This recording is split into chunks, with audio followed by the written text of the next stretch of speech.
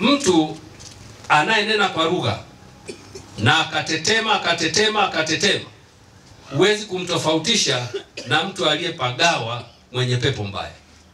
Utamtofautisha tu kama wewe unayetazama hawa wawili umejazwa kwa nguvu ya kutafsiri na kung'amua haya yaliyojificha.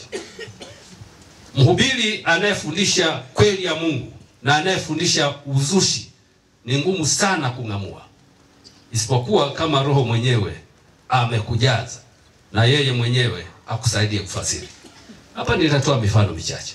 Bwana Yesu Kristo asifiwe. Amen. Bwana Yesu Kristo asifiwe. Amen. Wanasikia hapa mbio mnaimba tembea na Yesu. Amen. Tembea na Yesu. Amen. Tembea na Yesu. Amen. Haleluya. Amen. Lakini hebu tujiulize, kweli unaweza kutembea na Yesu? Kweli? Lakini tunaimba, si ndio? Ndio. Na tunaona kama sawa vile. Mungu atusaidie sana. Bwana Yesu Kristo asifiwe. Amen. Tembea na nani? Yesu. Mpaka wapi? Na huko mbinguni pia mkatembee naye. Mungu atusaidie sana. Usipokuwa na Roho wa Mungu, mafundisho, nyimbo zinaweza zikakuhamisha hatua kwa hatua ukaingia katika Roho Mtakavitu na Roho Mtakafuji. Na kwa bahati mbaya sana Mungu hazuiwi kutumia anachotaka kukitumia. Mungu anaweza akamtumia Roho Mtakafuji kuleta jambo fulani. Mungu anaweza akamtumia Roho Mtakavitu kuleta jambo fulani.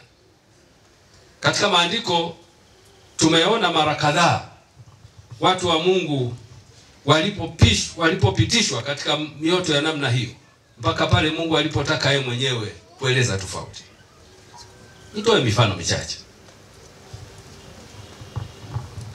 Tunaye mtu anaitwa Anania na Safira. Bwana Yesu Kristo asifiwe. Amen. Hawa wamepokea Roho Mtakatifu. Hawa wamebatizwa kwa ubatizo wa moto, lakini Roho Mtakafujo na Mtakavitu akawaingilia. Wakaenda wakauza mali, wakaichukua, wakagawana, halafu wakapeleka kidogo kwa mitume. Na mitume wanakuja kuwavumbua na kuambia sasa mtaangamia. Walipokea Roho Mtakatifu, lakini wakaachia Roho Mtakafujo akaingia na Mtakavitu akaingia. Unaiona hiyo pia hata miongoni mwa mitume. Yuda Iskariote amekuwa na Bwana Yesu kwa kipande kirefu tu, lakini siku ile wanakula chakula,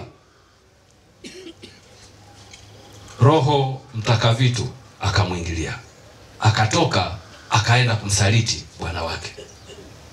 Unaikuta pia hata miongoni mwa watumishi wa Mungu, miongoni mwa waimbaji, miongoni mwa wakuu wa kanisa. Wote tunabatizwa, si ndivyo? Na katika ubatizo tunakiri kumkataa shetani na kazi zake zote, kukataa nasa za dunia na fahari yake na tamaa mbaya za mwili. Hebu uingie kwenye ibada. Ukiwa na jicho lenye Roho ya Mungu utaona vituko. Utaona vituko. Sadaka zikikusanywa kwenye kikapu cha wazi, alafu wazee wa kanisa waliokosa, walio na huyo Roho wa Mungu ambaye walimpokea kwa njia ya ubatizo, wakamkana shetani na kazi zake zote. Wako walio waaminifu, lakini wako wanaokwenda kugawana. Na wakati mwingine hawa wenye Roho wa Mungu wanaogopa kusema, kwa kuwa wanaona watamharibia mwenzao.